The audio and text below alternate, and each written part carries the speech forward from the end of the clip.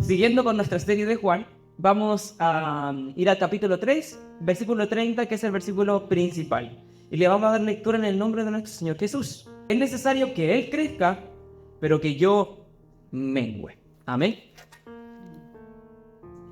El contexto de este relato del versículo 22 en adelante, que es la última parte del capítulo 3, es como el relleno de un pan, de un sándwich. Tenemos el capítulo 3 al principio, la conversación de Jesús con Nicodemo, y tenemos en el capítulo 4 la conversación de Jesús con la samaritana, que es lo que vamos a ir viendo más adelante. Y en medio de estas dos conversaciones está este relato. Un relato bastante particular.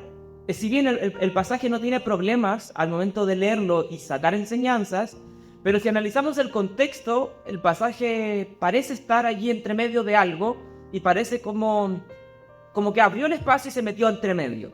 Porque viene Jesús conversando con Nicodemo, viene este relato con Juan, y luego Jesús conversando con la mujer samaritana. Y además, vemos que del capítulo 2 en adelante Jesús está haciendo nuevas todas las cosas. Vemos que Jesús convierte el agua de la purificación en el vino, que sería su sangre. Luego vemos que Jesús resignifica el templo, que es su propio cuerpo, él es el templo. Vemos que luego Jesús dice que es necesario que el hombre nazca de nuevo. Y en la samaritana también vemos que Jesús también resignifica la adoración.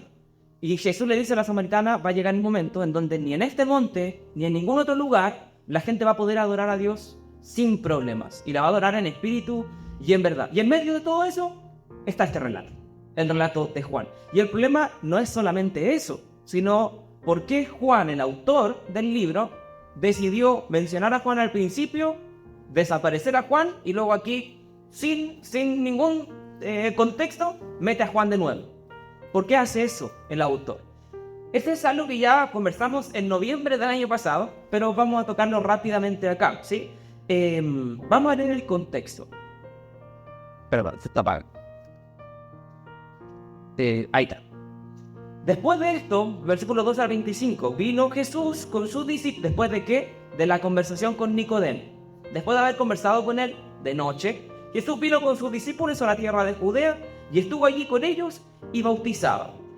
El que bautizaba en verdad eran sus discípulos. En el capítulo 4 se explica que Jesús no estaba bautizando, que eran sus discípulos los que bautizaban.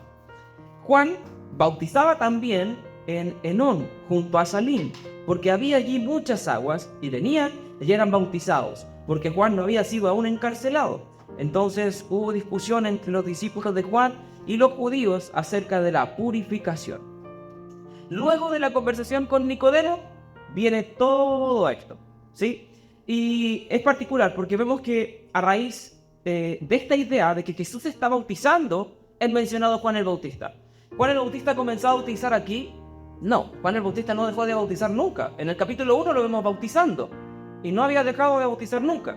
Pero a raíz de este evento, de que Jesús también bautizaba con sus discípulos, que en realidad eran sus discípulos y no él, es mencionado Juan el Bautista. Y al parecer los discípulos tuvieron un altercado con un par de judíos, o uno solo, no se sabe muy bien si era uno o varios, acerca de la purificación. Si nosotros contamos desde la última aparición de Juan, tenemos 60 versículos, casi 2 capítulos enteros. Juan, la última vez que mencionado es el capítulo 1. Y ahora sí, de la nada, aparece Juan de nuevo. ¿Por qué Juan, el autor, hace eso? ¿Sí?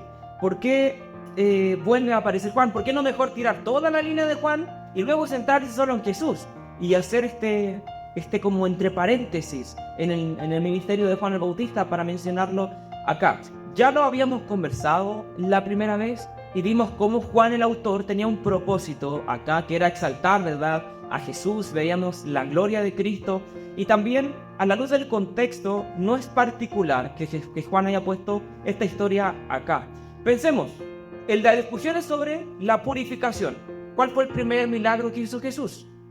Convertir el agua de la purificación en vino, ¿verdad? Pero el punto era el bautismo. El bautismo en agua. ¿Y qué fue lo que conversó Jesús con Nicodemo anteriormente? El que no naciera de agua y de espíritu, ¿verdad? No puede entrar al reino de los cielos. Y más adelante Juan habla sobre la novia, sobre la iglesia. ¿Y qué Jesús hizo hace un momento? Bueno, primero estuvo en una boda, ¿verdad? Que habló de la sangre, y luego estuvo en el templo. Y dijo Jesús, o Juan en verdad lo aclara, Jesús es el templo. Él es el templo. Y en el Nuevo Testamento lo que vemos es que el templo de Dios o su casa es su iglesia, la que Él viene a buscar. De manera que está Juan, esta historia, conectada con todos los símbolos que Jesús ha hecho aparecer hasta este minuto. El agua de la purificación, el templo, la iglesia, la novia, el nuevo nacimiento. Pero en medio de todo esto está esta discusión. Y que si analizamos todos estos puntos, no es tan raro. Y aparentemente Juan tenía ese propósito. Primero, volver a dar un foco distinto a todas las señales que Jesús ya había hecho, a exaltar a Cristo todavía más alto, lo leíamos. Es necesario que yo mengüe para que Él crezca, ¿verdad? Pero vamos hoy día a ver otro aspecto de la historia y tratar de extraer una enseñanza acerca de la actitud de Juan ante todo lo que pasa en este contexto, ¿sí? Entonces vamos a volver al bautismo. Estaba bautizando Jesús y Juan al mismo tiempo, no en el mismo lugar, pero en regiones bastante cercanas. Solo para aclarar y en muy paréntesis bastante breve, no estaban bautizando con agüita así tirándole en la cabecita, era bautismo por inmersión. Y ese es el bautismo que la iglesia practica, el bautismo por inmersión. Primero porque era el bautismo que se practicaba en la antigüedad, el bautismo que Jesús mismo practicó, el bautismo que los apóstoles practicaron, y además es el bautismo que permite el simbolismo del bautismo, que es ser sepultado y ser levantado juntamente con Cristo, el nuevo nacimiento, ¿sí? Entonces estaban ambos bautizando, y a raíz de esto apareció el problema. Pero la discusión no fue, maestro, están bautizando, fue acerca de la purificación. Hay varias posibles razones a esta discusión. Pueden haber más de dos, en verdad. Pero recordamos que la discusión es entre los discípulos de Juan el Bautista y un judío, o algunos judíos. Entonces, recordemos que en el capítulo 1 Juan estaba bautizando y también aparecen unos judíos y comienzan a criticarlo porque él estaba bautizando. ¿Con qué autoridad hace esto? ¿Por qué lo estás haciendo? ¿Acaso eres tú el Mesías? Y Juan ahí dice, yo no soy el Mesías, yo soy simplemente una voz que clama en el desierto, pero también lo criticaron por el bautismo. Entonces, una de las razones a esta discusión probablemente haya sido con respecto a la autoridad de Juan. ¿Con qué autoridad Juan estaba bautizando? Recordemos que Juan predicaba sobre el bautismo. Dijo, arrepentíos y convertíos, ¿sí? Bautícense en arrepentimiento. Era el bautismo que se practicaba acá, no es el bautismo que nosotros practicamos ahora. Es distinto. Porque este bautismo no era para evidenciar la fe en Jesús. Era un bautismo de arrepentimiento. Y eso es un símbolo de purificación. El bautismo que ellos estaban practicando estaba muy ligado al concepto de purificación. Lo decía anteriormente y lo vemos en otros pasajes. La gente iba confesando sus pecados mientras se iban a bautizar y allí se bautizaban. No es raro que sea la discusión de purificación y haya un bautismo, porque el bautismo era uno de los ritos que tenían de purificación. La gente se purificaba de muchas maneras. Una era el agua de la purificación, de la que habíamos visto en el capítulo 2. La gente se tenía que lavar con esa agua y limpiar. Y otro rito de purificación era el bautismo. Entonces, tiene relación que la discusión sea en base a la purificación. Un punto pudo haber sido ese. ¿Con qué autoridad Juan está bautizando? ¿Qué derecho tiene él para anunciar perdón de pecados o purificación de los pecados mediante el bautismo? Pero otra razón, y al menos me inclino más por esa, es ambos estaban bautizando. Y a raíz de que ambos estaban bautizando, Jesús y Juan, es que se apareció esta discusión. Entonces, el problema tiene que ver con ambos bautismos. Y muy probablemente la discusión haya sido, Jesús está bautizando, tú estás bautizando. ¿Cuál de los dos bautismos es correcto? ¿Por qué no toda la gente se va con uno? ¿Por qué no todos vienen contigo o no todos van con Jesús? Y el problema es ese, que la gente se está yendo con Jesús. ¿Acaso el bautismo de él es mejor que el tuyo, Juan? ¿Acaso el bautismo de él purifica mejor? ¿Acaso el bautismo de él tiene más efecto que el tuyo, Juan? Aparentemente, y al menos me inclino más por esa opción, esa era la discusión, porque explica el problema o la inquietud de los discípulos de Juan. Por favor, perfecto. Juan 3:26. vinieron a Juan y le dijeron: Rabí, mira que el que estaba contigo al otro lado del Jordán, de quien tú diste testimonio, bautiza, y todos vienen a él. A raíz de esta idea, aparentemente, por eso le decía que la discusión estaba ligada a cuál bautismo era eficaz, cuál bautismo era correcto, el que Jesús hacía o el que tú haces. Y fíjense el lenguaje que ocupan estos discípulos. ¿Alguien siquiera de los discípulos de Juan no conocía a Jesús? Es muy poco probable que algún discípulo de Juan no conociera a Jesús. ¿Por qué razón? Porque Juan no paraba a hablar de Jesús. Juan veía a Jesús y exclamaba: he aquí el Cordero de Dios, el que quita el pecado del mundo, ¿verdad? Pero aquí no mencionan su nombre, en ningún momento. Mira, el que estaba contigo al otro lado del Jordán, de quien tú diste testimonio, bautiza y todos vienen a él. Es Jesús, pero no quieren mencionar su nombre. No quieren mencionar su nombre. Y lo conocían. Sabían perfectamente quién era él. A esta altura, Jesús ya tenía una gran fama a raíz de su propio ministerio y de lo que Juan también, por decirlo de alguna manera, había hecho promoción del ministerio de Jesús. Como Juan hablaba de él. Entonces, intencionalmente, estos discípulos no mencionan a Jesús, ¿sí? Ahora, ¿por qué no lo mencionan? ¿Y con qué intención van estos discípulos a donde Juan? Estos discípulos están preocupados, porque van a donde su maestro, que es Juan, y le dicen: maestro, te están quitando los seguidores. No es que la gente vaya para allá, es que son tus seguidores los que se están yendo para allá. Es tu gente la que te está dejando y se está yendo para allá. Tal vez tenían una buena intención. Estaban preocupados por su maestro. No querían que su maestro perdiera a sus seguidores o perdiera a su gente. Y además, de quien tú hablabas, el que estaba contigo al otro lado, más encima es de quien tú decías cosas buenas, te está quitando la gente. ¿Qué vas a hacer? ¿Cuál es la actitud que vas a tomar, Juan? Estaban realmente preocupados. Sin embargo, podemos entrever, y varios factores son los que nos empujan a eso, que había un poquito de envidia y orgullo en sus palabras. Por algo no mencionan el nombre de Jesús. Y dicen: mira, de que tú hablaste, Juan sabía quién era el que estaba bautizando. Si los discípulos le hubiesen dicho: hay alguien que está bautizando, Juan hubiese pensado probablemente sea Jesús y sus discípulos. Pero fíjense cómo les llama: el que estaba contigo, de quien tú diste testimonio. O sea, le están diciendo a quien tú ayudaste, de quien tú hablaste bien, quien tú promocionabas y mencionabas como el Mesías. Él mismo te está quitando ahora los seguidores. O sea, haz algo. Y hay un poquito de orgullo. Ahora, esto tal vez puede pasar hoy en día. Digo tal vez, en verdad, sí pasa. Pasa mucho. Podemos mencionar ejemplos en nuestro trabajo, en el colegio, tal vez, no sé, un compañero de trabajo, imagínese usted, un compañero de trabajo que ingresó el mismo día que usted al trabajo, que hace lo mismo que usted, de pronto él recibe un aumento de sueldo. A él el jefe lo trata mejor, a él lo promocionan más, incluso le dan un cargo más, siendo que hacía lo mismo que usted. Y llega un compañero, otra persona y dice: mira, ¿y no era tu compañero y no hacían lo mismo? ¿Por qué él recibe más y tú menos?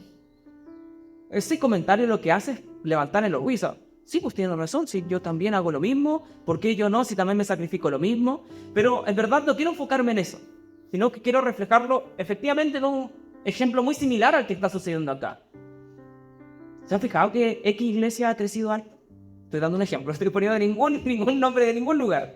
¿Se han fijado que la iglesia de allá ha crecido alto, y nosotros no? Allá van harto, hermano, y acá no vienen tanto. ¿Qué pasará? ¿La iglesia de allá será mejor que esta? ¿La iglesia de allá tal vez estará la presencia de Dios más que en esta? ¿Se fijan que es muy similar a lo que están haciendo ellos? ¿Esa idea? ¿Pero es correcta? No, no es correcta. Si una iglesia no crece, se puede deber a varios factores, ¿sí? Se puede ver a muchos factores. Si una iglesia no cumple la palabra, si una iglesia no glorifica a Dios, si una iglesia no predica la palabra, si una iglesia no cultiva una vida del evangelio, compartiendo el evangelio, predicando el evangelio, sí, podemos cuestionarnos por qué no estamos creciendo, y la respuesta es porque no estamos haciendo lo que Dios nos está mandando.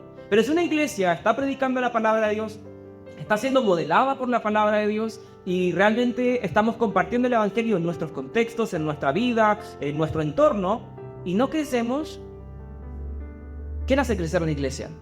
¿Las personas? No. La Biblia dice que quien añadía personas a la iglesia era Dios. No era Pablo, no era Pedro, no era Juan, era Dios el que hacía crecer la iglesia.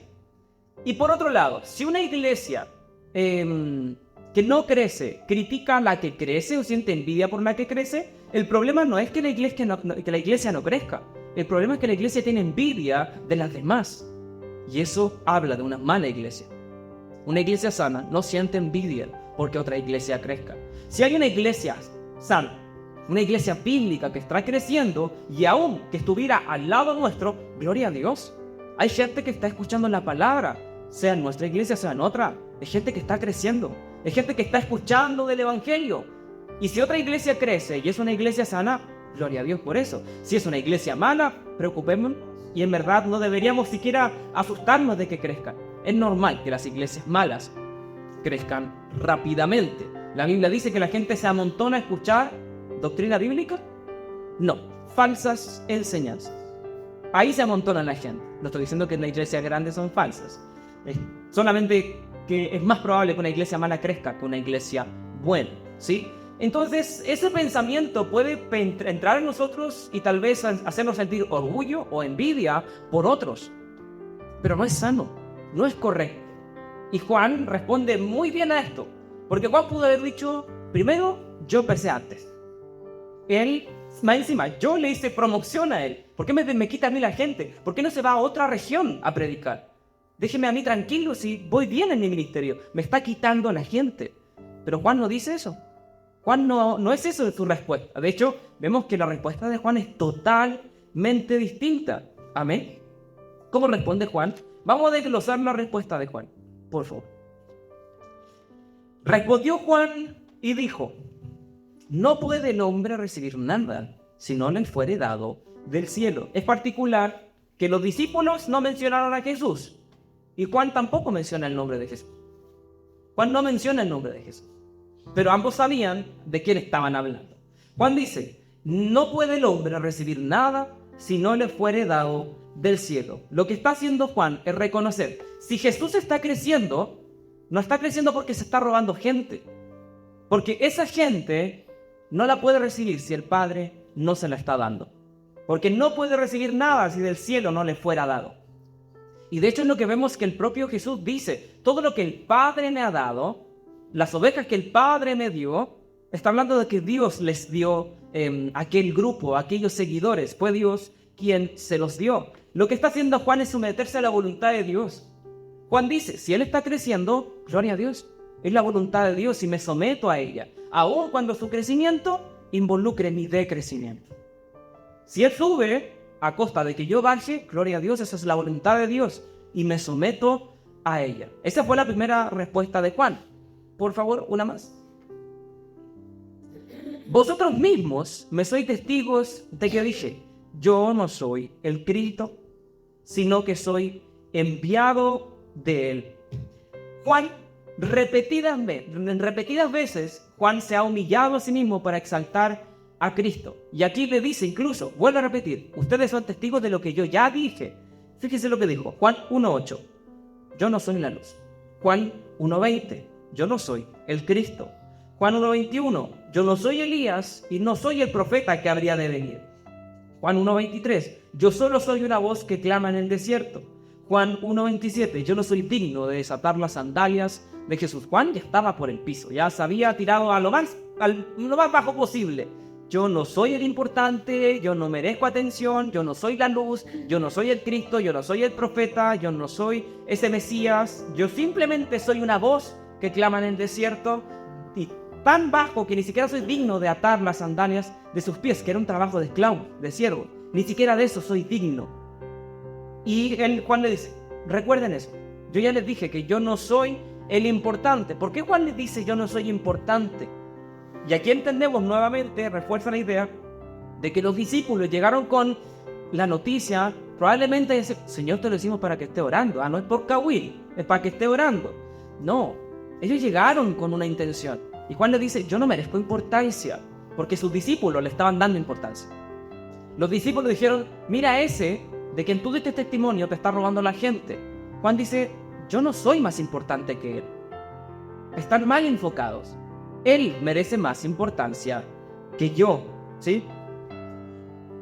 Juan, hay un punto importante porque Juan está perdiendo si podemos llamarlo así, imaginémonos que tiene una iglesia, no era como tal, pero imaginémonos que tiene una iglesia, y Jesús también tenía una iglesia. Y llega sus discípulos y le dicen a Juan, Juan, estás perdiendo tu congregación. O sea, una persona te está quitando los miembros de la iglesia y se está llenando con miembros de tu iglesia. Y Juan, la actitud de Juan hasta este punto es, qué buena noticia. Me imagino la cara de sus discípulos así como, Juan, ¿de qué estás hablando? O sea, ¿no te molesta que la gente se vaya con él? Juan dice, no, pero Juan, tú tienes un ministerio, tienes fama, vas a perder miembros, la gente te va a dejar de seguir a ti. Y Juan dice, sí, está bien, no hay problema, me agrada eso. Incluso dice, qué alegría, gloria a Dios por eso. Lo dice más adelante, siento gozo cuando eso sucede. Y vamos a entender por qué Juan llega a ese punto, por favor. El que tiene la esposa es el esposo. No ha mencionado a Jesús. Mas el amigo del esposo, que está a su lado y le oye, se goza grandemente de la voz del esposo. Así pues, mi gozo, está cumplido. ¿Juan ha mencionado el nombre de Jesús? No. Los discípulos tampoco lo mencionaron y muy posiblemente no lo mencionaron de manera intencional, de manera despectiva a Jesús, ¿sí? Pero ¿qué es lo que hace Juan? Juan habla de Jesús, pero no menciona su nombre. Pero fijémonos cómo habla Juan de Jesús. Primero, nadie recibe nada si Dios no se lo da. Primero está diciendo que Jesús es quien ha recibido cosas de Dios. Está poniéndole ya en un nivel de importancia, sin mencionar su nombre. Juan está diciendo, yo no soy el importante, Él es el importante. Juan está elevando todavía más a Jesús. Pero aquí Juan pone a Jesús en una posición ya divina. ¿Por qué? Juan dice, el que tiene la esposa es el esposo. El esposo no es Juan. De hecho, él mismo dice, yo soy el amigo del esposo. Nada más. Pero la figura ¿por qué Juan habla del esposo? ¿Por qué Juan toca este punto? ¿Por qué no simplemente dice, Jesús tiene que tener toda la gloria y listo, déjense de molestar y que váyanse todos con él al tiro mejor? ¿Por qué Juan se da el tiempo de hacer todo este discurso y hablar de esta manera de Jesús? El esposo, en todo el Antiguo Testamento, es uno solo. Uno solo es el esposo. ¿Quién es? Es Dios. Dios es el esposo. Y la esposa es Israel. Cuando Juan dice, el esposo es más importante, yo solo soy el amigo, lo que Juan está diciendo, Jesús es Dios. Y Él merece toda la atención. Y está poniendo el punto de una boda. Qué particular que un punto antes Jesús estuvo en una boda. Habló sobre la sangre, que habló sobre cómo el templo termina siendo su novia, esta iglesia, y cómo esta iglesia es aquella que ha nacido de nuevo, como conversó con Nicodemo, ¿verdad? Juan está hablando de Jesús como el esposo. Y dice, imaginémonos una boda. Está el esposo, está la novia y está el amigo del novio. ¿Es correcto que el amigo del novio reciba toda la atención? No. En un matrimonio, los únicos que merecen atención son dos. La novia y el esposo. Nadie más. Nadie más. Pero me gusta cómo Juan habla. Dice, el que tiene la esposa es el esposo. Mas el amigo del esposo, que está a su lado y le oye, se goza grandemente de la voz del esposo. Así pues, mi gozo está cumplido. Juan, lo que está diciendo es, yo me alegro porque puedo escuchar la voz del esposo. No sé si se acuerdan o no, pero cuando veíamos en noviembre del año pasado, veíamos que Juan dijo de sí mismo, yo soy una voz que clama en el desierto. Pero ahora están escuchando otra voz, y esa voz es más dulce, esa voz es más sublime, esa voz es más potente, esa voz es más digna de atención, y esa es la voz del novio. Y ahora que la escucho, me gozo. Esta congregación se ha reunido al tono de mi voz, dice Juan. Una voz que ha clamado en el desierto, que ha preparado el camino. Pero ahora podemos escuchar otra voz. La voz del pastor de los pastores. Es la voz del esposo. Y ante él nos tenemos que congregar todos. Y Juan dice, y me alegro. Porque si escucho la voz del novio, es porque el novio ya está aquí. Y qué alegría que el novio ya haya llegado. No debemos esperar más. Ya no hay espera. El novio está con nosotros. Por eso Juan dice, se goza grandemente de la voz del esposo. Porque esa voz sí puede dar alimento a una gran multitud de personas. Esa voz sí puede congregar al mundo entero. Esa voz sí puede guiar. Esa voz realmente puede santificar y salvar. Y ahí está el gozo cumplido de Juan. Juan se goza en la voz de Dios. Uno más, por favor.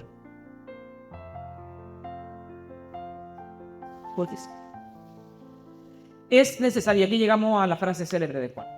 Es necesario que Él crezca, pero que yo mengue. ¿Sí? Menguar es bajar. ¿Sí? Eso es bajar, y que Juan está diciendo que Jesús crezca y yo baje. Esa es la manera. Y así tiene que funcionar. ¿Sí? Ahora, con esto, lo que Juan está diciendo, es bueno que Jesús a través de mí sea glorificado mientras yo cada vez soy más opacado. Eso es necesario. Jesús me ocupa para que su gloria sea exhibida, no la mía. Sin embargo, ¿qué es lo que vemos hoy en día en muchas personas? Particularmente en un montón de predicadores.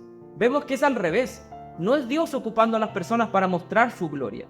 Son las personas ocupando a Dios para mostrar su propia gloria. Personas que tienen millones de seguidores, que hablan mentiras, que se enriquecen a costa de la fe. ¿Pero qué hacen? Ocupan a Dios. ¿Para qué?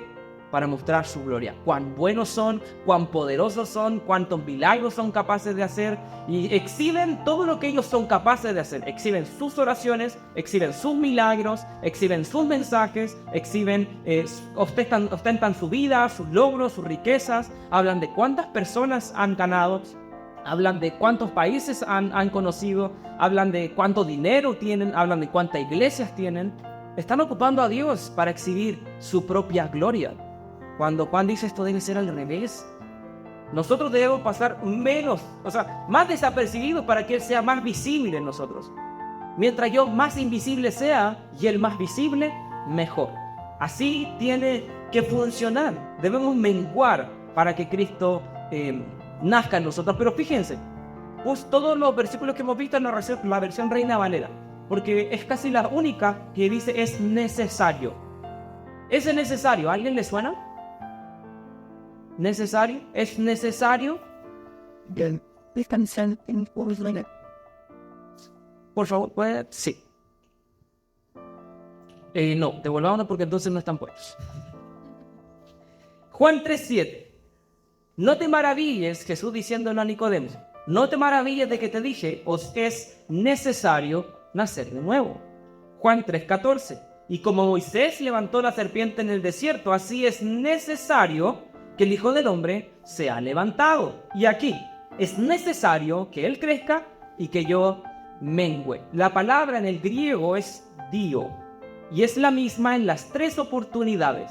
Lo que significa son varias cosas. Primero, deber, debe ser así, es necesario, es una necesidad, es preciso. Pero literalmente significa algo obligatorio. No hay otra manera de hacerlo. Eso es lo que significa la palabra. Y lo que está diciendo, primero, no te maravilles de que te dije, os es necesario nacer de nuevo. Lo que Jesús le dice es, no hay otra manera de poder entrar al cielo que naciendo de nuevo. Es necesario que el Hijo del Hombre así sea levantado, ¿verdad? Lo que está diciendo es que no hay otra manera en la que el ser humano tenga salvación, sino es a través del sacrificio de Jesús. Y lo que está diciendo Juan acá es, no hay otra manera de hacerlo. Es necesario que nosotros menguemos para que Él crezca. ¿Hay algún permiso, alguna licencia para que en algunos momentos esto no sea así? No. Debe ser siempre así. Debemos menguar para que Cristo crezca en nosotros. Debemos aprender de Juan. Ahora, la pregunta evidente es, ¿cómo menguamos para que Cristo crezca en nosotros? Y Juan ya nos ha dado la clave en estos puntos que hemos desglosado. Primero, Juan se sometió a la voluntad de Dios. Si Él recibe algo es porque Dios se lo ha dado y me someto a esa voluntad. Debemos conocer nuestra identidad en Cristo, quiénes somos. Juan dijo, yo no soy el importante. Yo simplemente le preparo el camino a quien ha de venir. Él es el que merece toda gloria. Yo simplemente soy un siervo. Vemos primero, recapitulando, nos sometemos a la voluntad de Dios y conocemos nuestra identidad en Cristo. Tercero, Juan anhela su presencia. Juan dice, escucho la voz del novio y me gozo porque está aquí. Juan disfruta la presencia de Dios. Disfruta que Jesús esté allí a su lado. Y cuarto, Juan anhela la gloria de Jesús. El deseo de Juan es que Jesús sea glorificado. Y ahora podemos preguntarnos a nosotros mismos, ¿están esos deseos en nosotros? ¿Es así como anhelamos vivir? Sometiéndonos a la voluntad de Dios, conociendo nuestra identidad en Cristo, anhelando la presencia de Dios y deseando su gloria en todo momento. ¿Deseamos que Jesús sea glorificado en nuestra vida? ¿O queremos algo de eso para nosotros? Sí, es agradable cuando la gente nos felicita, cuando la gente nos da palmadas en la espalda, cuando la gente aplaude, pero la gloria no es nuestra. La gloria es de Jesús. Tal vez alguien diga, hasta este punto, al menos de esa manera no me he robado la gloria. Pero el punto no es esa solamente. No es cómo nos robamos la gloria. El punto es si le damos la gloria a Dios en todo lo que hacemos. Porque Pablo nos presenta un problema grave a esto. Y Pablo dice, glorifiquen a Dios en todo lo que hagan. Todo lo que hagamos. La manera en la que yo llevo mi trabajo, ¿glorifica a Dios? ¿Cómo yo soy en el trabajo? ¿Está glorificando a Dios? Si yo quiero menguar para que Cristo crezca, eso debe ser una preocupación en mí. Y Juan me está diciendo que no es una opción menguar para que Cristo crezca. Es necesario y debe funcionar así mi vida. La manera en la que yo me comporto en mi casa, con mi esposa, con sus esposos, con nuestros hijos, ¿glorifica a Dios? La manera en la que ustedes, hijos, se comportan con sus padres, ¿glorifica a Dios? La manera en la que los jóvenes o quien sea en su trabajo, en el colegio, en la universidad, glorifica a Dios. La manera en la que llevan su vida, la manera en la que llevan su vida aquí con sus vecinos, glorifica a Dios. La manera en la que llevamos nuestra vida espiritual, glorifica a Dios. La manera en la que oramos, la manera en la que cantamos, la manera en la que prestamos atención a su palabra, la manera en la que obedecemos su palabra, la manera en la que compartimos la palabra, ¿está glorificando a Dios? Nuestro vocabulario, lo que escuchamos, con quienes nos juntamos, ¿está glorificando a Dios? Juan resume todo en este punto. Si mi deseo es la gloria de Dios, primero yo voy a entender mi identidad, que solo soy un siervo de Cristo y Él es quien merece atención. Yo voy a aceptar la voluntad de Dios si mi deseo es su gloria. Y yo voy a anhelar su presencia si mi deseo es su gloria. ¿Juan se atribuyó algo a Él? No, nada. Y Juan tenía autoridad. Primero, Juan era mayor que Jesús. Juan inició su ministerio antes que Jesús. Juan tenía para poder atribuirse gloria. Y Juan nunca usó nada para eso. Él siempre dijo, Él es Jesús. Jesús, mírenlo a Él. Desvíen la mirada de mí. No me miren a mí, mírenlo a Él. Él es el único importante. ¿Anhelamos la gloria de Dios en nuestra vida? Eso lo aplicamos en cada sentido. Cuando estamos a punto de mentir y mentimos, no estamos dándole la gloria a Dios. Cuando hablamos cosas que no debemos hablar, no le estamos dando la gloria a Dios. Cuando hacemos lo que nosotros queremos y no lo que Dios nos manda, no le estamos dando la gloria a Dios. Tal vez no le estamos diciendo al mundo, mírennos, pero le estamos diciendo a Dios, no te quiero mirar a ti. Y eso es robarse la gloria, porque Dios merece todo.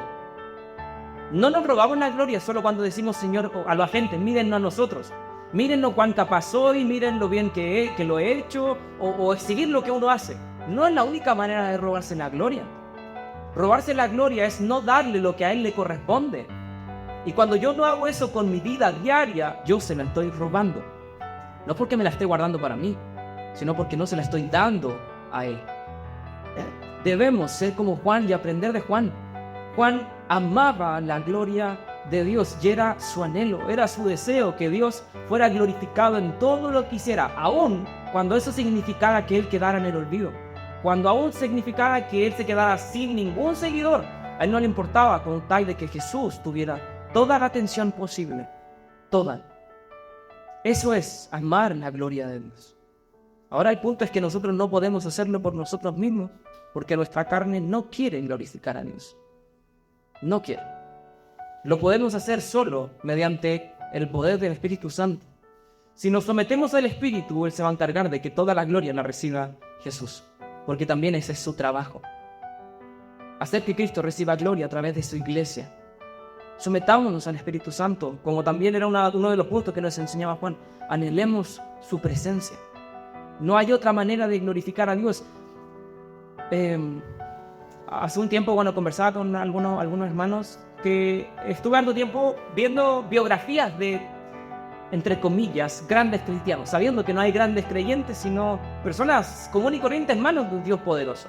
Pero personas que hicieron misiones en otros países, que dejaron todo por la causa de Cristo, que literalmente dejaron todo, sin reservas, con tal de que Dios sea glorificado. Y llegó un punto en donde me sentí mal conmigo mismo, porque yo me comparé con ellos y estaba diciendo, yo no estoy haciendo nada por la causa de Cristo. Y eso me hizo sentir muy mal conmigo mismo. Pero en verdad después, y también lo hemos conversado, Dios no quiere que me compare con ellos, porque Dios no quiere que yo sea como ellos, ni ustedes tampoco como ningún otro. Dios quiere que seamos como Jesús. Y en nuestro contexto, en nuestra realidad, Él quiere usarnos a través de su Espíritu para que Él mostrar su gloria a través de nosotros. No de una imagen, una copia, no de un disfraz, a través de nosotros. Como somos, a pesar de cómo somos, Dios quiere manifestar su gloria en nuestra vida. Él quiere ser glorificado a través de usted y de mí. Pero eso solo va a ser cuando nosotros nos sometamos a Él en una vida diaria de comunión.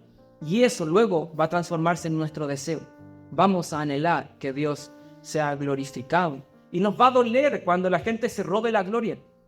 Es uno de los resultados. Nos incomoda ver cómo gente manipula la palabra de Dios, cómo gente engaña, cómo gente tergiversa la verdad, cómo gente se roba la gloria, porque nos duele que Dios no reciba gloria.